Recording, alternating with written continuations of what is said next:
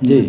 प्रभु जी, मैं एक चीज़ पूछना चाहती हूँ। 16 माला करते, माइक माइक 16 माला बोलते हैं ना, वे करो करो, उसका क्या मतलब है? देखिए 16 ही क्यों, आगे पीछे भी तो। हाँ, देखिए ऐसा है कि वैसे तो प्रभुपाद के गुरु महाराज थे भक्ति सिद्धांत सरस्वती ठाकुर, तो उन्होंने नियम दिया था 64 माला करना, 64 माला करने का नियम दिया था। लेकिन प्रभुपाद ने जब विदेशों में प्रचार किया तो उन्होंने पहले 64 माला बोला, तो उन शिष्यों ने कहा कि 64 माला नहीं हो सकता।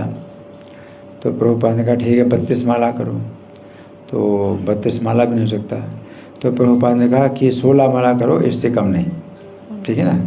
तो प्रभुपाद ने जब 16 माला कहा तो इसमें फिर एक कारण ये भी था कि 16 माला से ऊपर जितना समय मिलता है तो प्रचार किया जाए, है ना, और प्रचार की बहुत आवश्यकता है। तो भक्ति सिद्धांत सरस्वती ठाकुर ने जो 64 माला का नाम दिया था तो उसमें फिर प्रचार नहीं हो सकता, है ना। तो 64 माला में ही मतलब पूरा दिन चला जाता, है ना। और प्रभुपाद विदेश में थे, तो विदेश में तो वो अकेले क्या प्रचार कर सकते, उनको तो चाहिए कि और जो उनके शिष्य हैं वो प्रचार करेंगे। तो उनके शिष्यों ने फिर प्रचार किया, तब ये फैला। अगर 64 माला कहा होता तो इतने भक्त फिर नहीं बनते, तो जितने भक्त बने हैं तो उसके कारण से कि भाई 16 माला से ऊपर जो है उनको जितना समय मिले तो प्रचार करें, ठीक है ना जी। प्रभु जी, एक मैं पूछना चाहती हूँ। हरे कृष्णा प्रभु जी। प्रभु जी, मेरे 2 क्वेश्चंस हैं। पहला क्वेश्चन ये कि मैं 16 माला करती हूँ और 16 माला करने में लेकिन मेरा ध्यान भटकता है। 16 माला करने में ध्यान, पूरा ध्यान जैसे होता है ना कि उसमें लगना चाहिए, वो नहीं लगता। फिर जैसे कहते हैं उसमें लीलाएं, कृष्ण की लीलाएं याद रखो, सामने उनका पिक्चर आनी चाहिए, बट फिर कंट्रोल करती हूँ मन को, वो थोड़ा भाग जाता है। तो पूरा 16 माला जैसे करती हूँ, पूरी होती हैं, ज़्यादा भी हो जाती हैं, बट पूरा जैसे ध्यान लगना चाहिए वो चीज़ नहीं होती है मेरी। देखिए ये जो संख्या आपको दी गई है, हाँ, कि आप संख्या पूर्वक करो, तो संख्या अपने आप में जो है बड़ी जो है दिव्य है। आप संख्या पर अगर ध्यान, कई लोग तो ऐसे कहते हैं भाई हम संख्या नहीं करते, क्योंकि संख्या में फिर हमारा ध्यान रहेगा तो नाम में ध्यान नहीं रहेगा। लेकिन नाम की संख्या भी जो है नाम के समान पवित्र है। आप अगर मान लीजिए उनके रूप का चिंतन नहीं कर रहे हैं, उनकी लीलाओं का चिंतन नहीं कर रहे हैं, तो नाम का चिंतन, तो अपने नाम में अपने आप में जो है ये क्या है कि आपकी चिंता हो गई कि मुझे संख्या पूरी करनी, इतना हुआ इतना नहीं हुआ, तो ये भी आपको पवित्र करेगी, है ना। तो नाम जो है, जो अभी हम शुद्ध नाम पर नहीं आ सकते। शुद्ध नाम का मतलब है कि जैसे आप नाम लेते हैं तो उनका रूप और उनके गुण अपने दिमाग में आए, तो शुद्ध नाम पर हम नहीं आ सकते। हम तो शुद्ध नाम क्या नामाभास में हम आने की कोशिश करते हैं कि नाम अपराधों से बचें, तो वो नामाभास कहलाता है। जैसे कि अजामिल था तो अपने पुत्र को नारायण बोलता था, तो नारायण बोलते समय अपने पुत्र का ही चिंतन करता था, है ना, पुत्र के ही रूप का चिंतन करता था, उसकी चेष्टाओं का चिंतन करता था कि वो बाल चेष्टाओं का चिंतन करता। नारायण के संबंध में कोई उनके गुण उनके रूप तो कुछ नहीं सोचता था, लेकिन उससे उसकी कितनी रक्षा हो रही, वो नामाभास।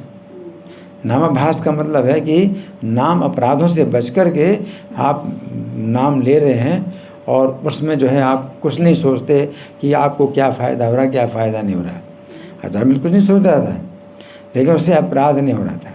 हम नाम के 10 अपराध बोलते हैं, उनमें एक नाम का अपराध है नाम के बल पर पाप करना, तो वो तो नाम के बल पर पाप कर ही नहीं रहा था, पाप तो कर रहा था लेकिन नाम के बल पर नहीं कर रहा था, अपने पुत्र के लिए नाम पुकार रहा था, तो उसमें उसकी कितनी रक्षा हुई। और हम अगर नकल करेंगे तो हमारा अपराध बनेगा, है कि अजामिल करता था तो हम भी करें, अब नाम के बल पर पाप हो जाएगा, है ना, तो हम नकल नहीं कर सकते उसकी, हाँ, तो उसकी रक्षा हो गई। किसी प्रकार से भी जो है नाम अपराधों से बचे, तो हम नाम के 10 अपराध बोलते हैं और हम ये प्रार्थना करें, हैं, नाम से ही प्रार्थना करें, नाम प्रभु से ही प्रार्थना करें कि आप मुझे अपने 10 अपराधों से बचाइए, है ना। अभी आप इतना मत सोचिए कि मुझे शुद्ध नाम हो जाए। शुद्ध नाम अगर नहीं होता है तो नाम के अपराधों से अगर बच गए तो नामाभास भी आपकी कितनी रक्षा करेगा, हाँ, कि पापों से आप जो है बिल्कुल मुक्त हो जाएंगे। तो नामाभास जो है पापों को नष्ट कर देता है। नामाभास में और नाम शुद्ध नाम में बहुत अंतर है ना। देखिए, नाम अपराध तो ऐसा समझिए कि सूर्य का जैसे अस्त हो गया है तो बिल्कुल अंधकार ही अंधकार है। तो नाम का आपको कुछ भी फल नहीं मिलता है। आप नाम बोलते हैं या अपराध हो रहा है तो नाम का कुछ भी आपको परिणाम नहीं मिल रहा है। तो नाम अपराध है, वो जैसे सूर्यास्त हो चुका अब अंधकार ही अंधकार है, ऐसे नाम का बिल्कुल आपको वो नहीं मिल रहा है, परिणाम नहीं मिल रहा है। फिर नामाभास क्या होता है, वो सूर्य के आभास की तरह है। सूर्योदय से पहले सूर्य का आभास होता है, मतलब सूर्य नहीं दिखाई पड़ता है तो सूर्योदय नहीं हुआ, लेकिन उसके पहले ये सूर्योदय के पहले अंधकार दूर हो जाता है। अंधकार दूर हो जाता है तो कितनी रक्षा होती है, अंधकार दूर हो गया। उसी प्रकार से नामाभास में जो है क्या है कि पाप का जो है अंधकार दूर हो जाता है, पाप उसी तरह दूर हो जाते हैं जैसे सूर्य के उदय से पहले ही अंधकार दूर हो जाता है। तो नाम शुद्ध नाम नहीं है, लेकिन वो तो भी जो है हमारे पाप मिट जाते हैं उससे, और अजामिल जो है पापों से मुक्त हो गया। और देखिए, यमदूत आए उसको नरक में ले जाने के लिए, और विष्णुदूत कहे कि छूना नहीं है, अभी नरक जाने लायक नहीं रहा, है ना। जबकि उसने अपने पुत्र को ही पुकारा था, नारायण, और फिर उसको जो है नाम की महिमा सुनने को मिली और विशुद्ध नाम में आ गया। आप पापों से मुक्त हो जाइए, 10 अपराधों से आप मुक्त हो जाइए, तो आप समझिए कि फिर द्वार खुल जाएगा आपका, है ना। तो आप नाम का अपराध है हो रहा है, हम शुद्ध नाम की बात कर रहे हैं, तो कोई बात ही नहीं हुई कि आप शुद्ध नाम की बात करें। नाम के 10 अपराधों से आप बचिए तो वो जो है फिर आपको उधर से फिर रास्ता मिल जाएगा। ठीक है जी, थैंक यू प्रभु जी। एक क्वेश्चन मेरा है बहुत इम्पोर्टेंट प्रभु जी। मैं प्रभु जी मोबाइल देखती हूँ, रील्स बहुत देखती हूँ, वो एडिक्शन है मुझे मोबाइल देखने की। तो वो उसका क्या उपाय है, जो वो उसका काट हो, उसमें 1 घंटा 2 घंटे वेस्ट होते रहते हैं, हम स्क्रॉल करते रहते हैं और देखते रहते हैं रीलें। वो उस टाइम तो लगता है बहुत अच्छी है, लेकिन वो यूज़लेस होती हैं। हाँ, मोबाइल में बहुत से जो है प्रभु जी मेरी ये आदत जा नहीं रही, तो वो मुझे उसका उपाय आप बताइए प्लीज़। देखिए, आपको देखिए, आप 16 माला करते हैं ना माता जी, तो 16 माला करते हैं तो ये मत सोचिए कि 16 माला हमारा मतलब ये लक्ष्य है। 16 माला कम से कम है, और जितना अधिक से अधिक हो उतना ही कम है ना। तो ये नहीं सोचते कि भाई 16 माला से ज़्यादा नहीं करना। अभी आपने ये नियम बनाया कि भाई 16 माला से ज़्यादा नहीं करना, 16 माला कम से कम है, और जितना अधिक से अधिक हो आप वो करिए। इसके अलावा आप अगर मोबाइल में आप जाती हैं तो आप मेरे चैनल में जाइए, और मेरे चैनल में तो एक देवी हैं जो मुझसे जुड़ी हुई हैं, तो वे जो है मेरे लेक्चर 8 घंटे 9 घंटे सुनती हैं। उसमें क्या सुविधा है कि वो चैनल में जाते हैं तो वीडियो लेक्चर तो हैं, लेकिन तो भी अगर आप काम में लगे हैं तो आप वीडियो नहीं देख रहे हैं, ऑडियो तो फिर भी चलता रहेगा। आप ऑडियो 2 तरह से ऑडियो सुन सकते हैं, या तो आप स्पीकर लगा लो तो सबको सुनाई पड़ेगा, अगर सबको नहीं सुनना है, बाधा होती है, तो आप अपना ईयरफोन लगा लो। तो इस तरह से वो 8 घंटे 9 घंटे मेरे लेक्चर सुनती हैं, और मेरे लेक्चर के अलावा किसी का लेक्चर नहीं सुनती। तो ये तो मैं नहीं कहता कि भाई मेरे लेक्चर सुनो, लेकिन मैं बता रहा हूँ एक ऐसे, और वो उनकी मतलब इतनी ज़्यादा मतलब आसक्ति हो गई है इसमें, सुनने में आसक्ति हो गई, और जो है बहुत मन लगता है उनका। तो कहने का मतलब ये है कि आप मोबाइल जो है इतनी ऐसी चीज़ है कि गलत बटन दबाओ तो तुरंत नरक में पहुंच जाओगे, और सही बटन दबाओ तुरंत वैकुंठ में पहुंच जाओगे। इतनी फास्ट सर्विस है मोबाइल की, है ना, बहुत फास्ट सर्विस है। बस हमारी जो है इस्कॉन में हम टेक्नोलॉजी का जो है वो नहीं करते कि भाई छोड़ो टेक्नोलॉजी, हम त्याग नहीं करते। हम केवल ये बताएं टेक्नोलॉजी में सही बटन दबाना, गलत बटन नहीं दबाना, यही हमारी जो है ट्रेनिंग है। इस्कॉन की ट्रेनिंग यही है। इस्कॉन से आप जुड़े हैं तो केवल इतना ही समझो कि गलत बटन नहीं दबाना है और सही बटन दबाना है। बाकी आज की टेक्नोलॉजी में कुछ नहीं सिखाया जाता, सही बटन कौन है, गलत बटन कौन है। जो बटन दबाना चाहो दबाओ। आज की साइंस में और शिक्षा में कुछ नहीं बताया जाता ये कि नरक और स्वर्ग, क्योंकि उनको पता ही नहीं है कि स्वर्ग और नरक क्या होता है, अगला जीवन ही नहीं समझ रहे। आज की शिक्षा इतनी ज़्यादा खतरनाक है कि अगले जीवन को ही नहीं मानते कि अगला जीवन होता है, इस जीवन के बाद कुछ नहीं, सब खत्म हो जाता है। ये आज की शिक्षा है, इतनी खतरनाक है ना। तो हम इसके विरुद्ध जो है हम शिक्षा देते हैं कि अगला जीवन है और आप जो है अगर मोबाइल आपके पास है, अगर आप सही बटन दबाओगे बहुत तेज़ी से आपको अगला जीवन वैकुंठ में, और गलत बटन दबाओगे अगला जीवन बहुत तेज़ी से नरक में। बहुत फास्ट सर्विस है ना। तो इस चीज़ को आप जो है हरे कृष्ण मंत्र का जाप करते हो तो आप 10 नाम अपराध बोलो डेली, 10 नाम अपराध बोलो। और इसमें क्या है कि जो हरे कृष्ण मंत्र का जाप है, अगर आप अपराधों से बचे तो ये जो हरे कृष्ण मंत्र का जाप है अपने आप आपकी प्रार्थना बन जाएगा कि मुझे अपनी सेवा में लगाओ, है ना। तो मोबाइल भी अगर आपके हाथ में आएगा तो आप सही बटन दबाओगे, क्योंकि आपने हरे कृष्ण मंत्र का जाप किया है कि मुझे अपनी सेवा में लगाओ। तो जो है माया की सेवा से या छुड़ा करके आपको जो है ये हरि नाम आपको जो है सही बटन में जो है आपकी उंगली पड़ लगेगी, है ना। तो ये हरे कृष्ण मंत्र का जाप का मतलब है कि आप जो है माया की सेवा से निकालें, है ना। लेकिन अगर अपराध करते हैं, नाम का अपराध करते हैं, तो आप जो है गलत बटन दबा रहे हैं, सही बटन कीजिए, है ना। तो ऐसी बुद्धि जो मिलती है तो इसी तरह से मिलती है। ये इधर मैंने तो स्विच ऑफ किया हुआ है, वो अलार्म बज रहा था। हाँ जी जी हम देख सकते हैं प्रभु जी के खुद के एग्जाम्पल से, मोबाइल देखिए बटन वाला नहीं, और प्रभु जी खुद कितना समय बचाते हैं और भगवान की सेवा, खुद प्रैक्टिकल एग्जाम्पल। वीना माता। हरे कृष्णा प्रभु जी, मुझे पूछना नहीं, मुझे जानना है। भगवान ने एक श्लोक में बोला है कि मेरा जन्म दिव्य, मेरा कर्म दिव्य। इससे थोड़ा डिटेल में जानना चाहती हूँ। देखिए, जन्म कर्म च मे दिव्यम, इसका मतलब ये है कि आप जब जन्म लेते हैं तो अपने कर्मों के अनुसार जन्म लेते हैं, और जन्म अपने आप में एक बहुत बड़ा दुख और दोष है। जन्म लेने में बहुत बड़ा दुख भी होता है और दूषित भी होता है। आपका शरीर बहुत दूषित होता है। गर्भ के अंदर भी, जय माता, गर्भ के अंदर भी गर्भ का जो है कष्ट भी बहुत ज़्यादा और अशुद्धियाँ भी बहुत, जन्म में ही जो है बहुत अशुद्धियाँ होती हैं और कष्ट भी होता है ना। तो ये जन्म हम लोग जो लेते हैं वो कष्ट भोगने के लिए जन्म लेते हैं, और भगवान जो जन्म लेते हैं वो सुख भोगने के लिए और सुख देने के लिए। भगवान जो जन्म लेते हैं तो अपने भक्तों को सुख देने के लिए और सुख पाने के लिए। तो भगवान, ये जन्म भगवान का दिव्य है, और भगवान के कर्म भी दिव्य हैं। भगवान के जो कर्म हैं तो अपने आप पवित्र होते हैं।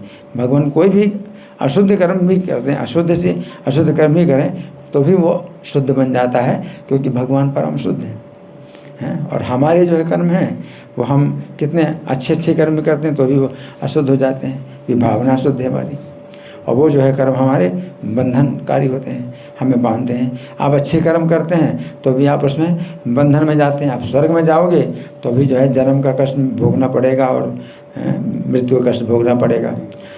और बुरे कर्म करते हैं तो आप नरक में जाते हो या पशु पक्षी में। तो आपके कर्म जितने भी बंधनकारी है ना। तो अच्छे कर्म भी हैं तो उसमें अच्छा बंधन मिलेगा, तो फिर बंधन तो बंधन ही है। चाहे सोने की रस्सी से आपको बांधा जाए या लोहे की रस्सी से, लेकिन आप क्या बंधना चाहेंगे। उसी प्रकार से एक अच्छे कर्म से भी आप बंधते हैं और बुरे कर्म से भी बंधते हैं, चाहे वो लोहे की रस्सी हो चाहे सोने की रस्सी हो, बंधन है। तो भगवान कहते हैं जन्म कर्म च मे दिव्यम, मेरे जन्म और मेरे कर्म दिव्य हैं। जो तत्व से इस बात को जान लेता है तो फिर वो भगवान के जन्म और कर्मों की चर्चा हमेशा करता है और अपने जन्म के बंधन से अपने कर्म का बंधन छूट जाता है। आप अभी जो है क्या है, कर्म के बंधन के अनुसार आप जन्म लेते हैं, और जन्म लेते हैं, फिर शरीर छोड़ते हैं, फिर दोबारा जन्म लेते हैं। तो कर्म का बंधन और जन्म का बंधन, तो हम जन्म के बंधन कर्म के बंधन में बंधे हैं। और भगवान के जन्म और जो कर्म हैं वो दिव्य हैं, ना तो उनमें भगवान को बंधन होता है कोई, और ना और किसी को बंधन, और सबके बंधन काटते हैं। भगवान सबके जन्म और बंधन कर्म के बंधन काटते हैं, और उनके जन्म और कर्म जो है इतने दिव्य हैं कि कोई व्यक्ति अपने बंधन से छूट सकता है। ठीक है जी, थैंक यू।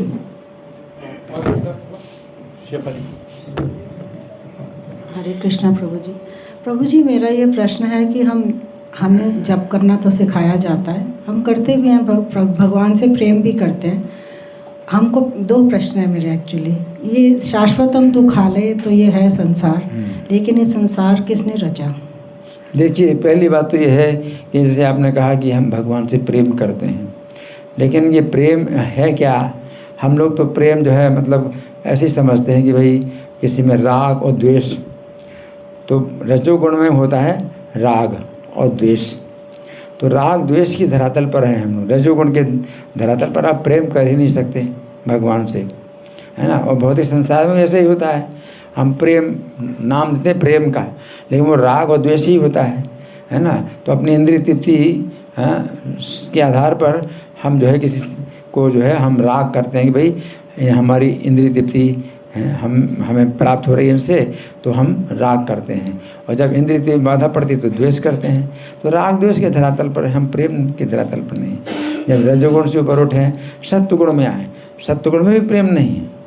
सत्वगुण में भी हम जो है कर्तव्य बुद्धि से कि हम बंधन से छूटें, हमारा कल्याण हो, हम इस तरह से भगवान का भजन करते हैं, वो प्रेम नहीं कहलाता। सत्वगुण में ये है कि वो दृष्टि होती है कि भाई मुझे अब बंधन की तरफ नहीं जाना, हमको जाना है मुक्ति की तरफ। लेकिन जब सत्वगुण से भी ऊपर उठ जाते हैं तो वो 3 गुणों से ऊपर व्यवस्था होती है, वो भगवान का प्रेम होता है, भगवान के प्रति आसक्ति होती है, भगवान के प्रति राग मतलब जो होता है, तो वो ऐसा होता है। जैसे गोपियों का प्रेम है, तो कृष्ण के प्रति उनका गोपियों का प्रेम है, तो कृष्ण उनको छोड़ करके चले गए गोपियों को।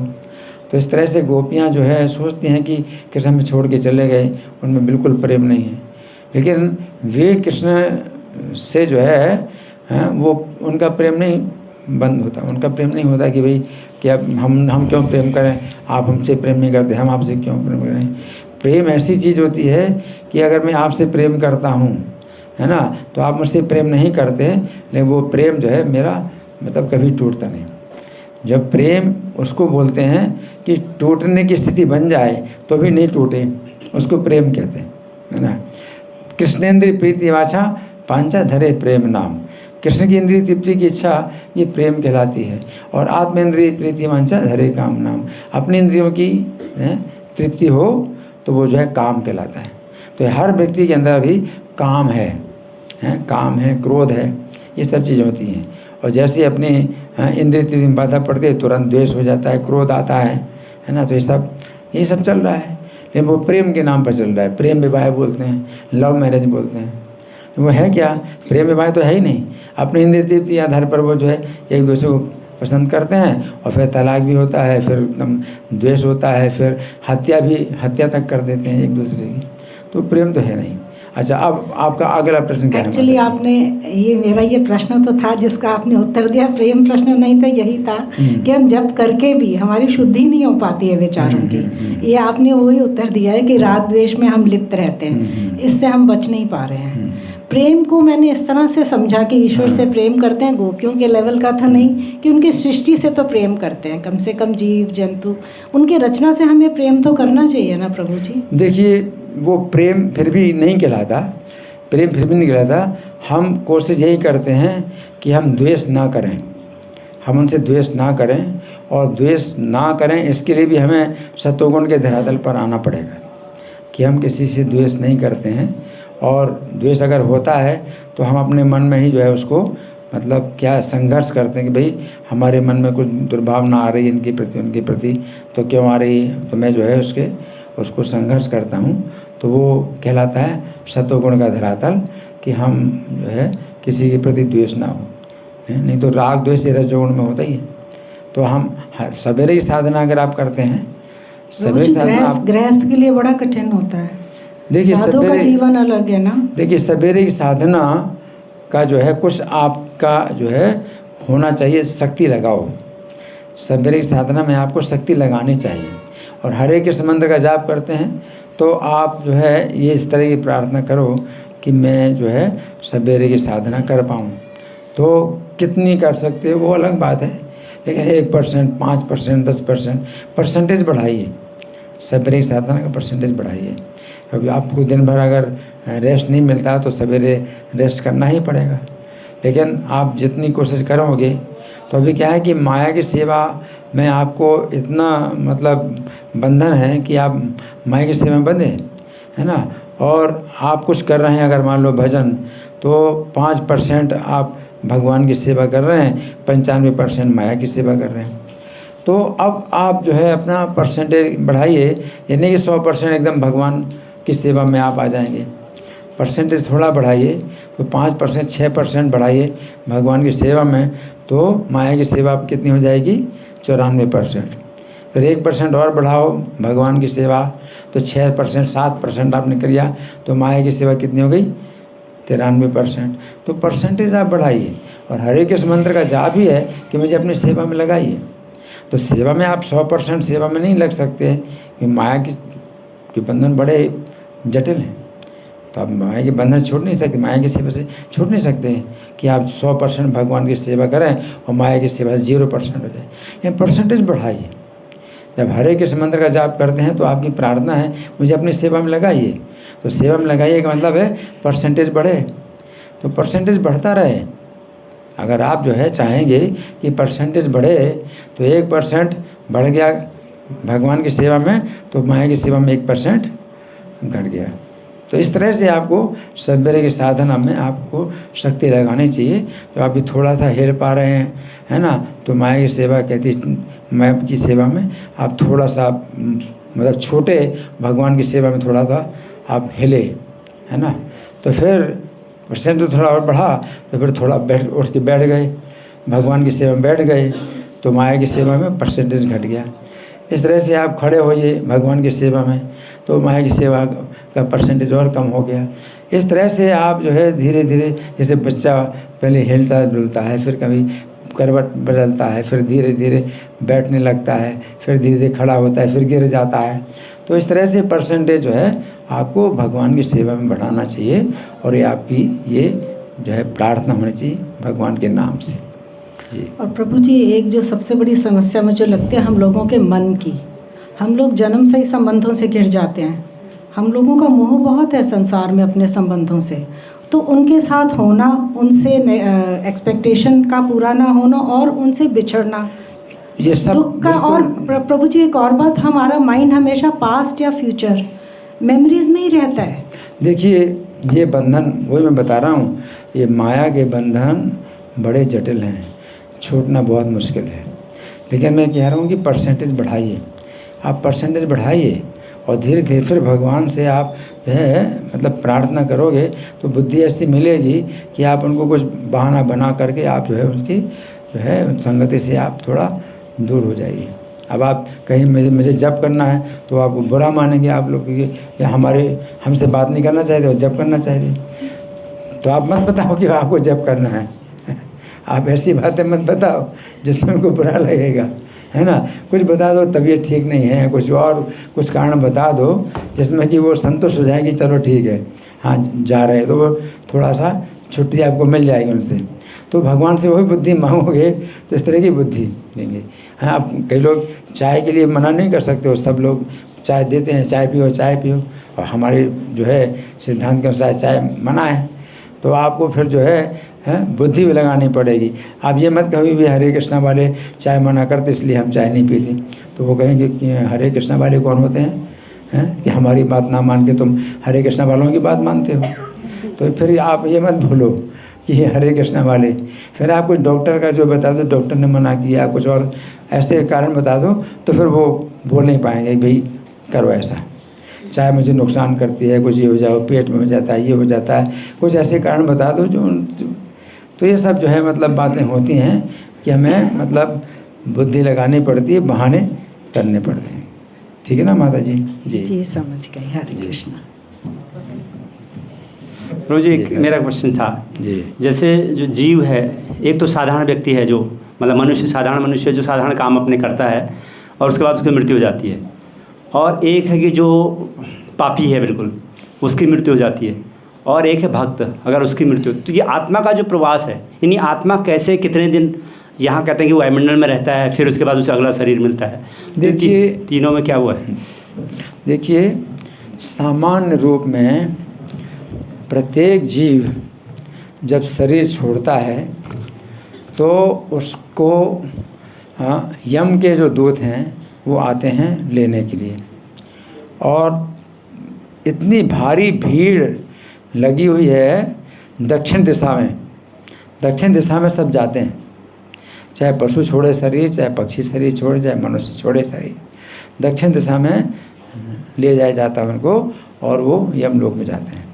अब उनको यमदूत कह सकते हैं, या कुछ लोगों के लिए यमदूत नहीं कह सकते हैं। अगर पापी है तो उसको यमदूत आते हैं, और अगर पुण्यात्मा है तो उसको देवदूत आते हैं। और जो यमराज हैं जिनके भेजे हुए यमदूत हैं, तो यमराज यमदूतों को भेजते हैं पापी को लाने के लिए, और वही जो है यमराज धर्मराज भी कहलाते हैं, जो कि देवदूतों को भेजते हैं पुण्यात्मा को लाने के लिए। वही व्यक्ति यमराज है, वही व्यक्ति धर्मराज है। और जो पापी व्यक्ति है जब जाता है यमराज के पास तो देखता है यमराज बड़ा भयानक उनका जो है चेहरा होता है ना। वो पापियों के लिए यमराज बड़े भयानक दिखाई पड़ते हैं, और पुण्यात्माओं के लिए धर्मराज बड़े मतलब वो हैं, बहुत उदार हैं और बड़े कोमल हैं। पुण्यात्माओं के लिए वही व्यक्ति है, वो धर्मराज देवदूत भेजते हैं, और वही यमराज हैं यमदूत भेजते हैं। यमदूत आते हैं तो जो पापी है उसको जो है मार करके, बांध करके, वो मारते पीटते हुए ले जाते हैं। और अलग अलग रास्ते हैं जिनमें कई कई प्रकार की जो है असुविधाएं होती हैं। ये जो है गरम गरम बालू के ऊपर चलाते हैं और उसको जो है मारते पीटते ले जाते हैं, है ना। तो ऐसे कई रास्ते हैं यमलोक में जाने के। और जो धर्मराज हैं तो उनके पास जो है जो देवदूत ले जाते हैं, तो देवदूत बड़े अच्छे रास्ते से ले जाते हैं। पेड़ों की छाया होती है और विमान होते हैं, हंस का विमान, ऐसे मतलब लेके जाते हैं, तो धर्मराज का दर्शन करते हैं। लेकिन सबको जो है मतलब वहाँ जाना है। फिर इसके बाद किसी को प्रेत का शरीर मिलना है तो वहीं पर निश्चित होता है कि अब प्रेत का शरीर इसको मिलना है, और किसी का जो है पशु का शरीर मिलना है, पक्षी का शरीर मिलना है, सांप का शरीर मिलना है, वहाँ निश्चित किया जाता है। किसी को जैसे महाराज नृग थे, तो महाराज नृग जो है इतने पुण्यात्मा थे, उन्होंने ब्राह्मणों को इतनी गौ में दान की कि कोई संख्या नहीं। और एक थोड़ा सा दोष बन गया है कि एक ब्राह्मण की गाय उनकी गाय में मिल गई, और वो गाय उन्होंने दूसरे ब्राह्मणों को दान कर दी, है ना। और उस ब्राह्मणों में जब विवाद हुआ, वो ब्राह्मण बोला मेरी गाय है, लेकिन दूसरा ब्राह्मण बोला ये तो मुझे राजा नृग ने दी। और दोनों जब आए तो राजा जो है निश्चित नहीं कर पाए कि मुझे क्या करना क्या नहीं करना, है ना। तो उन्होंने कुछ जो है मतलब न्याय नहीं किया उस गाय के संबंध में, और दोनों ब्राह्मण गाय को छोड़ करके चले गए। तो इसका जो है मतलब दोष जो है, तो चूँकि बहुत पुण्यात्मा थे, राजा ने बहुत पुण्यात्मा थे, तो धर्मराज तो फिर बड़े आदर से सत्कार से उन्होंने मतलब कहा कि आइए महाराज आइए, आपका स्वागत है। और महाराज आपका जो है क्या है कि पुण्य तो इतना है कि कोई अंत ही नहीं, आपका कितना आपका पुण्य है, तो आप पहले वो भोगना चाहते हो, या आपका कुछ थोड़ा सा दोष बना है वो पहले वो भोगना चाहते हो। वो भी चुनाव देते हैं उनको जो कि इतने पुण्यात्मा है। तो राजा नृग ने कहा कि पहले मुझे मेरा जो दोष बना है उसका आप जो है वो मैं भोगना चाहता हूँ। तो ठीक है, तुम यमराज बोले महाराज अब आप गिरगिट बन जाइए। अब देखो सूक्ष्म शरीर जो है जो होता है, तो यमराज सूक्ष्म शरीर को जो है ये आज्ञा देगी आप गिरगिट बन जाइए। तो ये सूक्ष्म शरीर गिरगिट बन गया, और जब सूक्ष्म शरीर गिरगिट बन गया तो फिर उनको गिरगिट के रूप में जन्म मिला। तो जितने भी पशु पक्षी बनते हैं मनुष्य के जीवन में ही कर्म किए हुए वो पशु पक्षी बनते हैं। तो मनुष्य के जीवन से जो है जब जाते हैं यमराज के पास तो सूक्ष्म शरीर भी मनुष्य का होता है। और जब यमराज कहते हैं तुम्हारा जो है ये कर्म है, तुमको जो है सर्प बनना है या ऊँट बनना है, तो सूक्ष्म शरीर महाराज की आज्ञा से, यमराज की आज्ञा से सूक्ष्म शरीर वो ऊँट का बन जाता है, या मान लो मुर्गे का बन गया है, या केचुआ का बन गया शरीर। और फिर वो सूक्ष्म शरीर जो है फिर वो जाता है उसमें उनके गर्भ में, और वो केचुए का शरीर मिलता है या ऊँट का शरीर या सांप का शरीर, तो इस तरह से होता है। तो कहने का मतलब ये है कि यमलोक में जो है सब जाते हैं, और कोई मतलब ऐसा बहुत कम ऐसे लोग होते हैं कि जिनका जो है मतलब अभी निर्णय नहीं हुआ है और वो जो है कोमा में पड़े हैं और उनको जो है वो कोई लेने नहीं आया है। तो ऐसे भी कुछ होते हैं, तो कुछ ही केस होते हैं। तो उन्होंने शरीर छोड़ा नहीं है, शरीर में भी हैं और जीवित भी नहीं है, मरे भी नहीं हैं। तो ऐसे बहुत कम लोग होते हैं। ज़्यादा से ज़्यादा तो लोग यमलोक में जाते हैं, चाहे वो प्रेत बने तो प्रेत बन कर के भी वहीं पर भी आ सकते हैं जहाँ उन्होंने शरीर छोड़ा, या किसी दूसरे स्थान में भी जा सकते हैं। लेकिन वो यमराज के जो है जो कर्म का खाता है लिखा हुआ, उसके अनुसार जो है यमराज निर्णय करते हैं कि कर्म के अनुसार इनको प्रेत बनना है। और प्रेत कहाँ पर बनना है? उसी जगह बनना है जहाँ पर तुमने शरीर छोड़ा, तो वहीं पर ही प्रेत बन करके रहेंगे या किसी दूसरे स्थान में जाएंगे। वो सब निर्णय किया जाता है यमराज के द्वारा। तुरंत हाँ तुरंत जाते हैं। ये जो है मतलब जो मान लो एक्सीडेंट भी हो, मान लो कोई दुर्घटना हो, तो दुर्घटना से कोई सोचता भी ये दुर्घटना है तो ये तो इसमें मतलब मृत्यु निश्चित नहीं थी, वो दुर्घटना से मृत्यु हुई। लेकिन नहीं, वो दुर्घटना भी जो है निश्चित होती है पहले से। जैसे कि एक यमदूत था, हैं, तो वो एक व्यक्ति को लेने आया, तो दूसरा व्यक्ति सड़क पर चल रहा था, तो उसने देखा यमदूत को तो डर गया। तो यमदूत बोला तुम डरो नहीं, हैं, मैं तुम्हारा कुछ नहीं करूँगा, लेकिन जिसको मैं लेके जाऊँगा तुम देखना कि मैं किसको लेके जाता हूँ। तो यमदूत ने कहा कि देखो मैं यहाँ पर खड़ा हूँ ना, तुम भी खड़े हो जाओ। और बस आ रही सामने से, तो बस से वो आदमी जिसको मुझे ले जाना है वो बस से नीचे उतरेगा, और यहाँ जो है एक बैलगाड़ी चल रही है, बैल उसको सींग मारेगा और वो गिरेगा और मैं इसको लेके जाऊँगा। तो निश्चित कि वो एक्सीडेंट भी निश्चित, ठीक है। और जबकि और कोई नहीं जानता, जिसको एक्सीडेंट होना है उसको भी कुछ पता नहीं, किसी को पता नहीं। और फिर क्या हुआ कि बैल ने सींग मारा और वो जो व्यक्ति था वो गिरा तो, लेकिन तुलसी के पेड़ के पास गिर गया। अब यमदूत जो है उसको पकड़ने की कोशिश करे तो पकड़ नहीं पा रहा। तो वो व्यक्ति जो देख रहा था यमदूत को, उसने कहा कि भाई अब तुम इसको क्यों नहीं ले जा रहे हो, ये तो गिर गया। बोले अरे क्या बताएं, वो तुलसी के पास गिरा है, मैं वहाँ जा नहीं सकता। तुलसी की इतनी महिमा है कि यमदूत बोला हम नहीं ले जा सकते उसको। तो ऐसे भी केस होते हैं, है ना, कि कभी किसी की रक्षा हो जाए, किस प्रकार से रक्षा हो जाए किसकी, तो वो सब होते हैं इस तरह की बातें। हाँ जी, आप किसको बोल रहे हैं? इसमें एक प्रश्न यही था कि हाँ, जैसे होता है ना कि कहते हैं कि 13वीं तक जो है आत्मा उधर ही वायुमंडल में रहती है, या कोई कहता है जैसे आजकल कोई 13वीं करता है, कोई 4 दिन में कर लेता है। तो उसमें मैं पूछना चाह रहा था कि वो 13 दिन वास्तव में आत्मा क्या उसको शरीर मिलने में 13 दिन का समय लगता है? देखिए ऐसा है कि हर व्यक्ति जिसने शरीर छोड़ा है वो यमलोक में जाते ही हैं, ठीक है।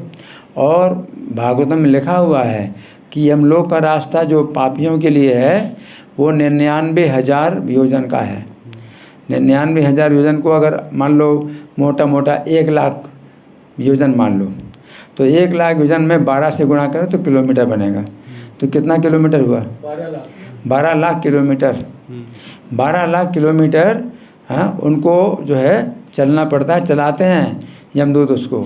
और 2 या 3 उसमें बताया गया, 2 या 3 घड़ी में, उस देखना पड़ेगा भागवतों में 2 या 3 मुहूर्त।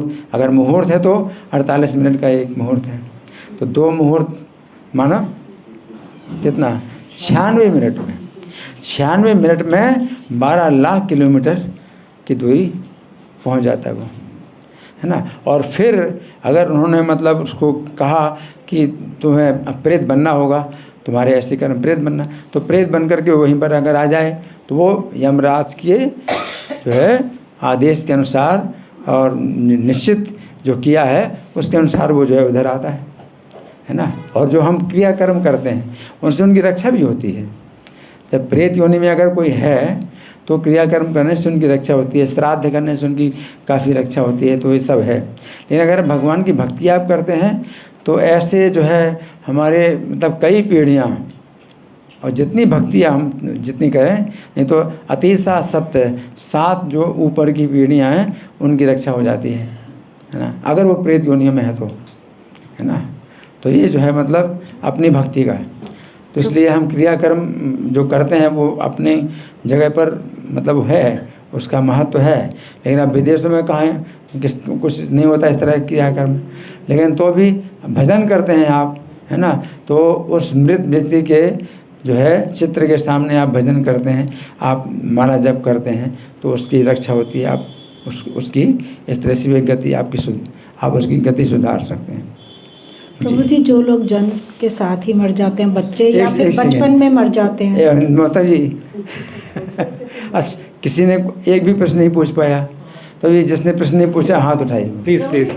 हाँ चलो, इधर से हाथ उठाता नमिता माता जी, दुबई से आई हैं क्लास सुनने के लिए माता जी। ठीक है, वर्षा माता जी पड़ोस से आई हैं। एक ही बात है प्रभु, एक ही बात है।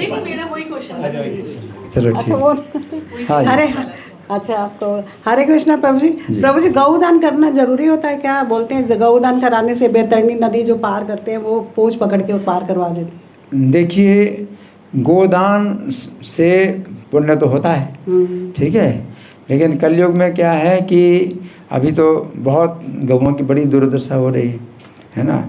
और किसी को आप गोदान करते, किसको गोदान करें, कौन रक्षा करेगा गाय की, हम कुछ नहीं किसको जानते। करना चाहिए लेकिन गीता में ये बताया गया है कि पाठे समर्था संपूर्णे तत्वर्धम पाठमाचरेत तथा गोदानजम पुण्यम लभते नात्र संशया। अगर गीता का संपूर्ण पाठ नहीं कर सकते हो तो आधा पाठ भी करो, यानी 18 अध्याय नहीं कर सकते तो आधा, कितना 9 अध्याय करो, तो भी गोदान का जो पुण्य है वो प्राप्त होता है, इसमें कोई संशय नहीं। तो इस तरह से भी गोदान के पुण्य प्राप्त हो जाते हैं। तो आप जब नाम जप करते हैं तो उससे भी बहुत ज़्यादा इससे जो है शक्ति है। लेकिन अपराधों से अगर आप बचते हैं तो जो है नाम जप करने से, और जो सत्संग है, कथा, भगवान की कथा में कितना आपको जो है पुण्य मिलेगा, है ना। तो आज जो है वो जैमिनी अश्वमेध पर्व की कथा जो मैंने सुनाई थी, वो रिकॉर्डिंग मैं खुद ही सुन रहा था। तो उसमें अर्जुन कह रहे हैं कि अश्वमेध यज्ञ अगर हो या ना हो, है ना, लेकिन जो अपना कल्याण कामी है, जो अपने कल्याण की कामना करता है, तो उसको भगवान की कथा जरूर सुनना चाहिए। कि भगवान की कथा में सैकड़ों अश्वमेध यज्ञ का फल प्राप्त होता है, सैकड़ों अश्वमेध यज्ञ का फल प्राप्त होता है ना। तो भगवान की कथा अगर आप सुनते हैं और आप जो है नाम जप करते हैं और भक्तों का संग करते हैं और जो है सेवा करते हैं, वैष्णवों की सेवा करते हैं, तो बहुत ज़्यादा इससे रक्षा होती है। ठीक है ना माता जी? जी प्रभु जी भाई, वैसे गोदान करना हो तो कहाँ करना चाहिए? पता नहीं चलता यहाँ कौन सच्चे, एक ही गाय को बार बार करा देते हैं। तो सबसे अच्छा यही है, उधर हटा दूँ, इधर, अब ठीक है। हाँ। देखिए, अभी तो क्या है ना कि गाय रखना भी मतलब यहाँ दिल्ली में अभी प्रतिबंध है, गाय रखने में प्रतिबंध है। तो आप इस चक्कर में ना पड़ करके आप जो है आप नाम जप करो, है ना, नाम के अपराधों से बचो। और जो कथा है, प्रवचन है, और वो आपके मोबाइल में कितना है, कितनी आसानी से आपको मिल जाएगा। ज़रा सा बटन दबाओ और आप कानों में आप जो है कथा आपकी जाएगी, तो उससे आपकी जो है बड़ी रक्षा होगी। ठीक है जी। इनको माइक दीजिए। हाँ सॉरी, हाँ आपका प्रश्न है पूरी? हाँ बोलो। आप तो पर्सनली पूछिए। तो एक श्लोक है ना, श्रद्धा शब्द विश्वास कहे सुदृढ़ निश्चय कृष्ण भक्ति के लिए सर्व कर्म कृत है। हाँ कृष्ण की भक्ति करेंगे तो सारे कार्य हाँ, सिद्ध हो गए। इसे कहते हैं श्रद्धा। श्रद्धा का हरे कृष्णा। प्रभु जी एक प्रश्न नहीं, था। जिन्होंने पूछ लिया है ना, हाँ। अभी वो ना करके वो, चलो माता जी। अच्छा प्रभु जी नहीं सबको सुनाई देगा ना। अच्छा हाँ, माइक पर बोलो माता जी। ये अच्छा हाँ ठीक है, बस ठीक है। हाँ। जैसे घर में बच्चे में दूसरी चीज़ खाते हैं, मैं भी उसी घर में रहती हूँ, तो फ्रिज में भी पड़ा होता है, तो फिर मुझे भी दोष लगेगा ना। हाँ देखिए, फ्रिज में पड़ा हुआ है और सब दूषित हैं चीज़ें हैं घर में, तो आप कुछ नहीं कर सकती, आप कुछ नहीं कर सकती। तो भगवान आपकी मजबूरी जानते हैं। प्रभुपाद भी जो है जब रुके थे तो वो कौन सी जगह थे, न्यूयॉर्क के पास में जहाँ वो थे प्रभुपाद, डॉक्टर हैं? नहीं नहीं नहीं, सबसे पहले जहाँ रुके थे अग्रवाल, गोपाल अग्रवाल, तो वो न्यूयॉर्क नहीं था, न्यूयॉर्क के पास वो शहर था कोई, वहाँ पर ठहरे थे। तो उनके घर में सब फ्रिज में सब रखा रहता था, तो प्रभुपाद भी जो उसको खोलते थे वो भी उसमें कुछ रखते थे, कुछ निकालते थे, यूज़ करते थे फ्रिज। तो अब ये है, इसमें क्या है कि अगर मान लो कुछ उपाय नहीं है, अब हमें मतलब हम तो नहीं चाहते कि ऐसा हो, जब कोई उपाय नहीं है तो मजबूरी में भगवान जानते हैं कि आपके ऊपर जो है मजबूरी है, तो ऐसी मजबूरी में फिर क्षमा हो जाता है। ठीक है प्रभु जी एक क्वेश्चन और है।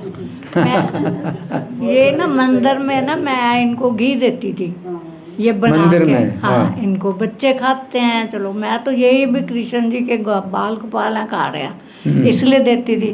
पर मेरे को ना किसी ने मना कर दिया भी घर में ये सब चीज़ है, उधर ही मलाई पड़ी होती है, उधर ही घी बनता है, तो आप मत दो। अब मैं नहीं देती हूँ। आप बताओ, ये भी दोष ही हो गया ना, फिर नहीं देती, बच्चे खा रहे हैं, खुश होकर खाते थे। हाँ देखिए, ऐसा है कि अगर मंदिर में कहीं और से घी अगर आ रहा है तो जो है आपको फिर सोचना चाहिए कि ठीक है, ये सेवा आप नहीं कर सकती, तो कोई और सेवा आपको मिले। तो हरि नाम का जप करोगे तो आपको कोई ना कोई और सेवा मिलेगी। आप मंदिर में अपना समय दो, मैं पैसे दे देती हूँ। हाँ पैसे दो, सबसे अच्छा तो यही है। आप जहाँ से मर्जी लाते हैं, अब मैं नहीं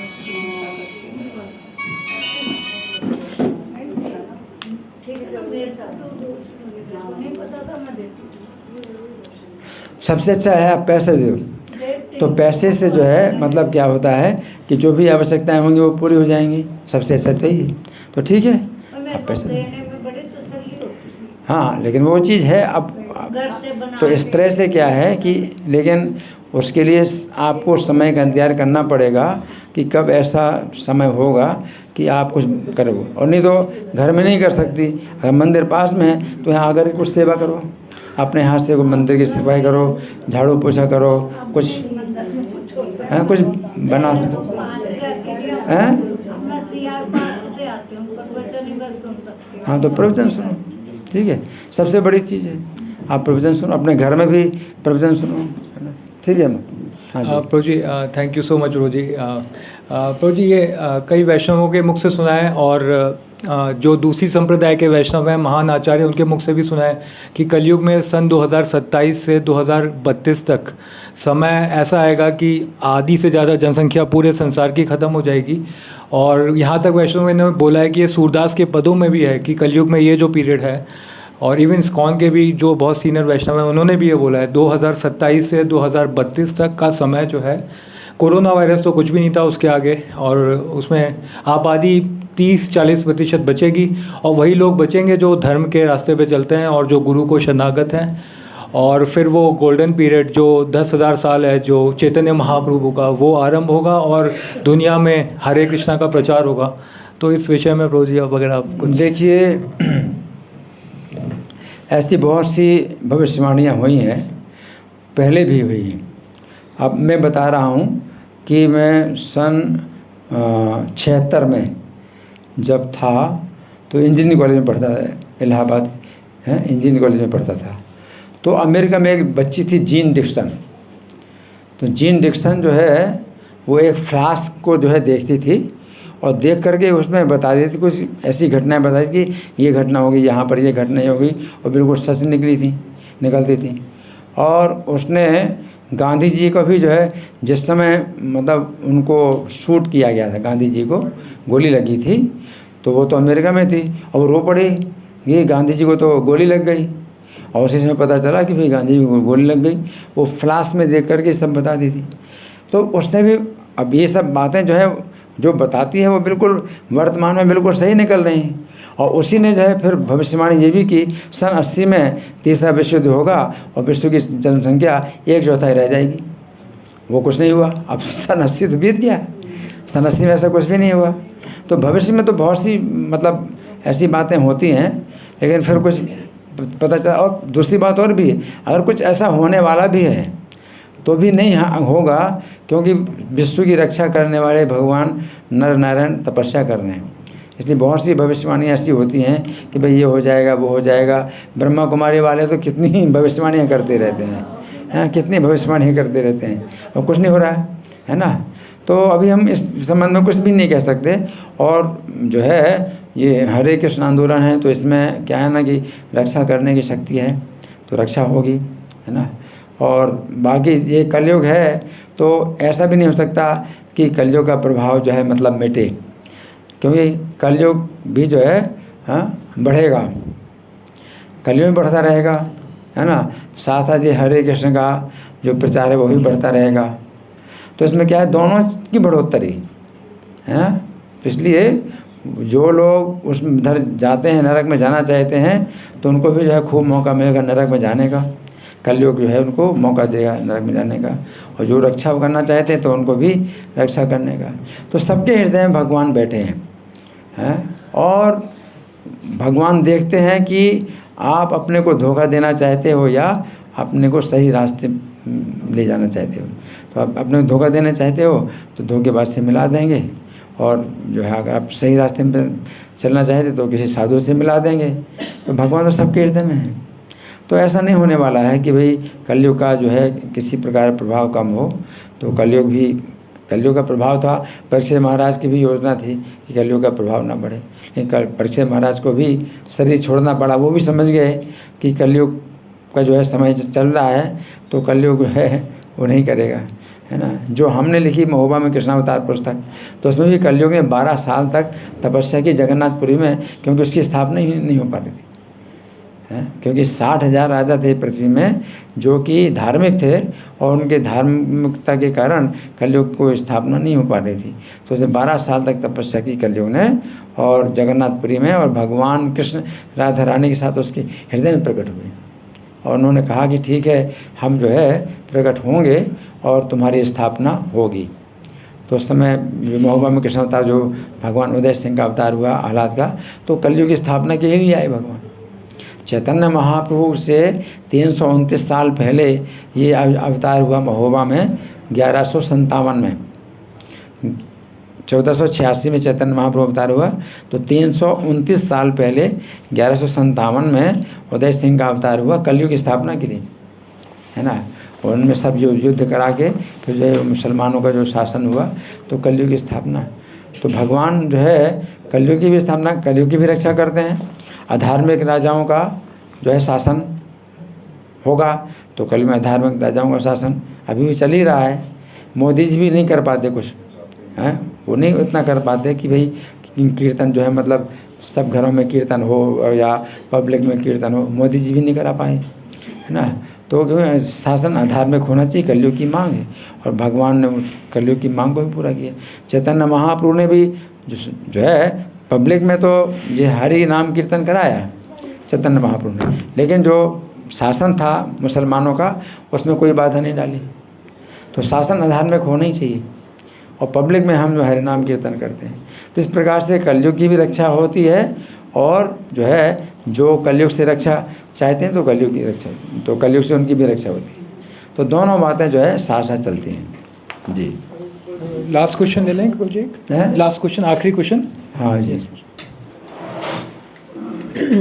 हरे कृष्णा प्रभु जी, आपने अभी बताया कि उस किसी व्यक्ति का एक्सीडेंट हुआ तो उसको यमराज के दूतों ने ले जाना था, लेकिन वो गिर गया तुलसी जी के पास, तो उसको यमदूत नहीं लेके जा सके।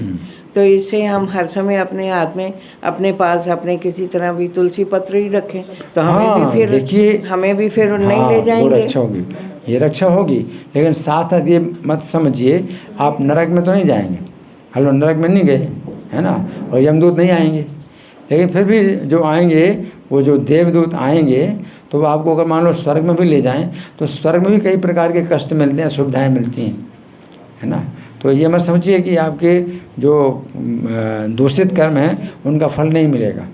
नरक में अगर नहीं जाएंगे तो भी मान लो ये भौतिक संसार में आपको जो है नाली का कीड़ा बनना पड़े, है ना, और जो है मल का कीड़ा बनना पड़े, तो ये भी नरक में तो नहीं गए। नरक में तो बहुत यातना है, ये भी क्या कम है? ये भी कम नहीं है। स्वर्ग नरक की बात नहीं है, सिर्फ तुलसी दल की बात है। तुलसी दल से ये होगा, कोशिश करेंगे हम हर समय तुलसी दल अपने पास रखें, किसी तरह भी रखें, तो हमें फिर देवदूत ही आएंगे देवदूत आएंगे लेने। अब नरक में ले जाएं, स्वर्ग में ले जाएं, वो तो हमें नहीं पता कहाँ ले जाएंगे। आप समझो बात को कि आपकी नरक से रक्षा हो गई मान लो, तो भी आपके जो कर्म हैं उनका जो दंड मिलेगा वो नरक से कम नहीं है। जैसे आपको मान लो थोड़ा सा भी कष्ट नहीं पाना चाहते और आपको जो है कष्ट मिलेगा, तो स्वर्ग में भी जो है कष्ट मिलते हैं बहुत, तो नरक का कष्ट बहुत ज़्यादा है। लेकिन तो भी आपको मनुष्य जीवन में कितने कैसे कष्ट मिलते हैं जो कि आप सोचते हैं कि मतलब ये भी हम नहीं चाहते, है ना। तो ऐसा नहीं है कि यमदूत नहीं आएंगे और देवदूत आएंगे, नहीं तो आपके शुभ और अशुभ कर्मों का जो फल है वो आपको भोगना पड़ेगा। ठीक है, आप बताओ। हम बोलेंगे जो बोलेंगे। हरि बोल। हरे कृष्णा। सब ठंडे पड़ गए। हरे कृष्णा हरे कृष्णा कृष्णा कृष्णा हरे हरे हरे राम राम राम हरे हरे। बेटर हम सोचे स्वर्ग जाए कि नरक जाए, भगवत धाम चाहिए, इसलिए भक्ति कीजिए, माला कीजिए, बेटर भगवत धाम जाए कि दोबारा आना ना पड़े। तो हम वो धन्यवाद करेंगे इसलिए जीतामृत होगा कि हमारे जितने भी डाउट्स थे, कॉन्ट्रडिक्टरी क्वेश्चन थे, कन्फ्यूज़न था, है ना, थॉट्स थे, वो सारा पूज ने क्लियर किया विद शास्त्रिक रेफरेंस। तो by loudly chanting well thank you बोलेंगे, पूजेगा हरे कृष्णा कृष्णा कृष्णा हरे हरे, हरे राम राम राम हरे। और आपसे रिक्वेस्ट है प्लीज़ अपने अपने क्वेश्चन ऐसे लिखते रहिए, हम बीच में पूजे को बुलाते रहेंगे और सारे क्वेश्चनों के आंसर आपको दिए जाएंगे। तो जिनको आज मौका नहीं मिल पाया उनको नेक्स्ट टाइम मौका दिया जाएगा। तो अभी कुछ अनाउंसमेंट्स हैं, 2 अनाउंसमेंट है मोटा मोटा। आज का जो प्रसाद है वो कोमल माता जी जो सुनीला माता जी की बेटी है, उनके सुनीला माता जी की बेटी के बेटे अर्शवीर है ना, उनका बर्थडे है, छोटा सा लिटिल क्यूटी पाए